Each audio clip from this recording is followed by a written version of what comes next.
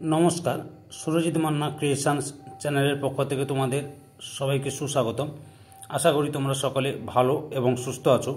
আমি তোমাদের জন্য এই ভিডিওটিতে তুলে ধরছি 2025 সালের ক্লাস 6-এর রায় ও মার্টিন প্রশ্ন বিচিত্রা থেকে ফাইনাল পরীক্ষা তথা থার্ড ইউনিট টেস্টের জন্য ইতিহাসের 5 নম্বর প্রশ্নপত্রের সেটটি সম্পূর্ণ সমাধান করছি। এর আগে আমি ইতিহাসের 1 থেকে 4 নম্বর সেট, ভূগোলের যতগুলো সেট ছিল সবগুলো, পরিবেশ বিজ্ঞানের 2 নম্বর সেট আলোচনা করে দিয়েছি। তোমরা ওই ভিডিওগুলো দেখতে চাইলে আমার চ্যানেলের প্লে লিস্টে গিয়ে দেখে নাও, না হলে এই ভিডিও ডেসক্রিপশনে তার লিঙ্ক দেওয়া আছে, ওখানে ক্লিক করেও দেখে নিতে পারো। তার আগে তোমাদের কাছে অনুরোধ, তোমরা ভিডিওটি না টেনে পুরোটা দেখো। ভিডিওটি কেমন লাগলো কমেন্ট করে জানিও, ভিডিওটিতে লাইক দাও এবং শেয়ার করো, এবং চ্যানেলে নতুন হলে চ্যানেলটিকে সাবস্ক্রাইব করে চ্যানেলের সঙ্গে যুক্ত হয়ে যাও, কারণ তোমরা আমার এই চ্যানেলের মাধ্যমে ক্লাস 6-এর রায় ও মার্টিন প্রশ্ন বিচিত্রা থেকে 2025 সালের থার্ড সামেটিভ ইভ্যালুয়েশন তথা ফাইনাল পরীক্ষার জন্য যে সমস্ত বিষয়ের সমাধান পাবে সেগুলো হলো বাংলা, ইতিহাস, ভূগোল, পরিবেশ ও বিজ্ঞান। এই ভিডিওতে ইতিহাসে 5 নম্বর সেটে আলোচনা করছি, তোমরা পুরো ভিডিওটি লক্ষ্য করো। 282 নম্বর পেজের 5 number model school Dhupguri high school HS, এই স্কুলের প্রশ্নপত্রটি লক্ষ্য করো। আলোচনা করছি। 1-এর দাগে সঠিক উত্তরটি নির্বাচন করে লেখো। প্রথমে রয়েছে মগধ জনপদের প্রথম রাজধানী কোনটি? অপশান এতে রাজগৃহ। 2 নম্বরে জৈনদের ধর্মপ্রচারকরা কি নামে পরিচিত? অপশান ডিতে তীর্থঙ্কর। 3 নম্বর নির্বাণ কথার অর্থ কি? অপশান এতে মুক্তি। 4 নম্বরে দিনার হলো? অপশান বিতে স্বর্ণ মুদ্রা। 5 নম্বরে ষোড়শ মহাজন পদের আমলে প্রধান জীবিকা ছিল? অপশান এতে কৃষি। 6 নম্বরে মগধ অঞ্চলের অন্যতম প্রধান কৃষিজ ফসল হলো? অপশান এতে শালি ধান। 7 নম্বরে বুদ্ধচরিত কাব্যের রচয়িতা হলেন? অপশান এতে অশ্ব ঘোষ। 8 নম্বরে শূন্যের ব্যবহার শুরু করেন? অপশান এতে আর্যভট্ট। 9 নম্বরে প্রথম লিখিত আইন চালু হয়েছিল? অপশান সিতে ব্যাবিলনে। 10 নম্বরে গান্ধার শিল্পের বিকাশ পরিলক্ষিত হয়? অপশান এতে কুষাণ যুগে। 2 দাগে এক কথায় উত্তর দাও। প্রথমেই রয়েছে জৈন ধর্মে মোট কতজন তীর্থঙ্কর ছিলেন? 24 জন। 2 নম্বর ত্রিপিটক কোন ভাষায় লেখা? পালি ভাষায়। 3 নম্বরে মৌর্য আমলে অর্থনীতির ভিত্তি কি ছিল? কৃষি। 4 নম্বরে ইন্তু কি? চীনা পর্যটক সুয়ান জাং ভারতবর্ষকে ইন্তু বলে অভিহিত করেছেন। তিনি বলেছেন ইন্তু হলো গরমের দেশ। সূর্য সিদ্ধান্ত বইটি কার লেখা? আর্যভট্টের। 6 নম্বরে অষ্টাধ্যায়ীর রচয়িতা কে ছিলেন? পাণিনি। 7 নম্বরে ফেরাও কাদের বলা হতো? প্রাচীন মিশরের রাজাদের। 8 নম্বরে গুপ্ত বংশের প্রতিষ্ঠাতাকে? শ্রীগুপ্ত। মিশরের লিপিকে কি বলা হয়? হায়ারোগ্লিফ।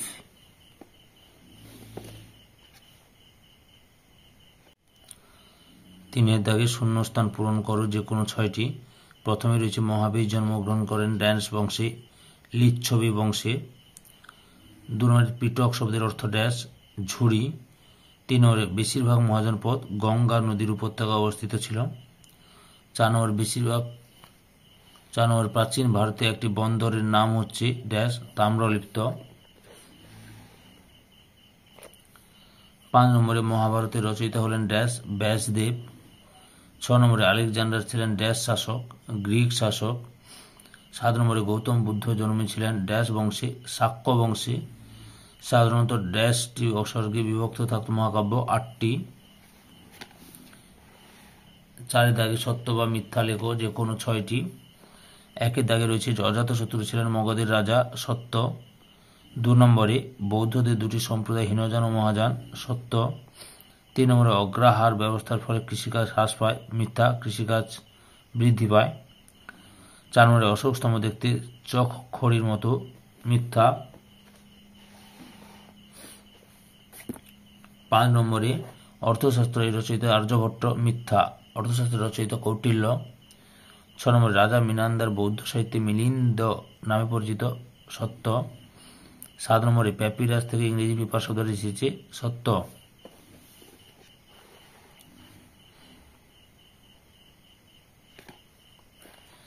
5-এর দাগে নিম্নলিখিত প্রশ্নগুলির 2-3টি বাক্যে উত্তর দাও। প্রথমে রয়েছে খ্রিস্টপূর্ব 6ষ্ঠ শতকে ভারতীয় উপমহাদেশে মহাজনপদের সংখ্যা কয়টি ছিল? 16টি। এদেরকে একসঙ্গে কি বলা হতো? ষোড়শ মহাজনপদ। 2 দাগে গৌতম বুদ্ধের বাল্যর নাম কি? সিদ্ধার্থ। তার নাম কেন বুদ্ধ হয়? তপস্যা করে তিনি বোধি বা জ্ঞান লাভ করে বুদ্ধ হন। 3 নম্বরে জৈন ধর্মের ত্রিরত্ন কি? জৈন ধর্মের ত্রিরত্ন সৎ বিশ্বাস, সৎ জ্ঞান ও সৎ আচরণ। 4-এর দাগে গুপ্ত রাজাদের প্রচলিত স্বর্ণমুদ্রার নাম কি কি? দিনার ও সুকর্ণ। 5-এ কুষাণ আমলে কি কি দ্রব্য বিদেশে রপ্তানি হতো? উত্তরটি দেখো।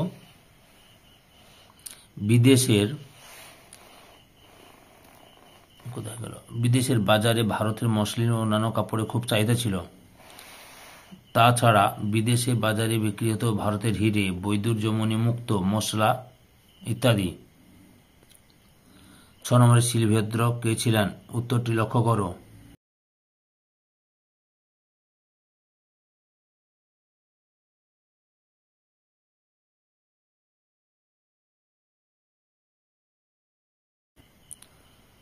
সাত নম্বরে মেঘদূতম কাব্যের রচয়িতাকে কালিদাস। তার রচিত একটি বিখ্যাত নাটকের নাম লেখো। অভিজ্ঞান শকুন্তলম।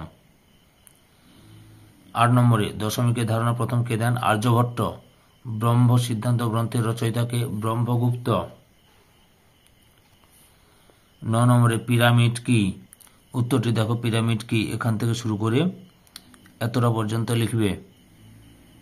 পরের প্রশ্ন 10 নম্বরে নীল নদের দান কাকে কেন বলে?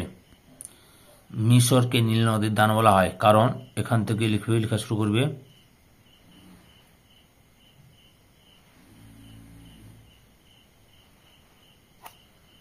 এতটা পর্যন্ত লিখবে। 11 নম্বরে চিত্রিত ধূসর মাটির পাত্রের দুটি বৈশিষ্ট্য লেখো।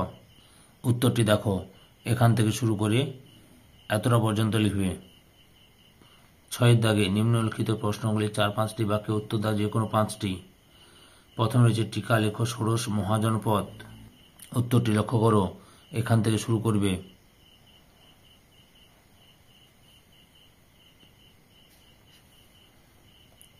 এতটা পর্যন্ত লিখবে।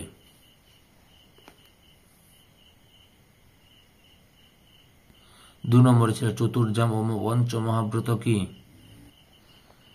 এখান থেকে শুরু করো।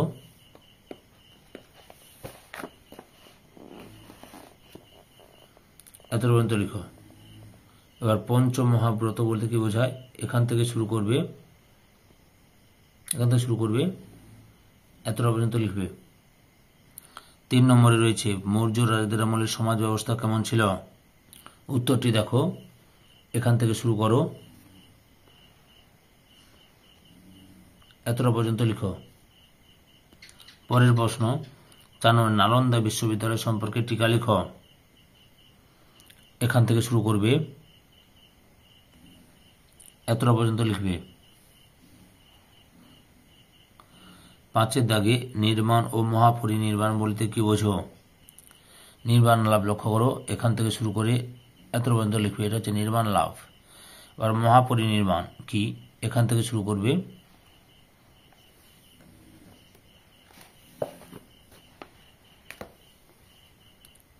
এতটা পর্যন্ত লিখবে। পরের প্রশ্ন গুপ্ত যুগের সব থেকে বিখ্যাত সাহিত্যিক কে ছিলেন? তার কয়েকটি সাহিত্যের নাম লেখো। উত্তরটি দেখো। এখান থেকে শুরু করবে। এতটা পর্যন্ত লিখবে। পরের প্রশ্ন টিকা লেখো মিশরীয় সভ্যতা। উত্তরটি দেখো। এখান থেকে শুরু করে এতটা পর্যন্ত লিখবে।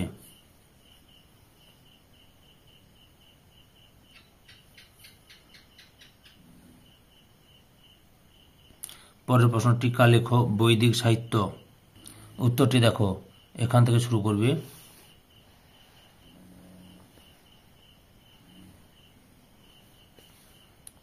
এতটা পর্যন্ত লিখবে। 7 দাগে নিম্নলিখিত প্রশ্নগুলি 8-10টি বাক্যে উত্তর দাও যে কোনো দুটি। প্রথমে রয়েছে বর্ধমান মহাবীরের জীবনী ধর্মমত সম্পর্কে লেখ। উত্তরটি দেখো, এখান থেকে শুরু করো। এতটা পর্যন্ত লিখবে। পরের প্রশ্ন 2 নম্বর, মেগাস্থানিসকে ভারতের সমাজ সম্পর্কে তিনি কি লিখেছেন? উত্তরটি লক্ষ্য করো।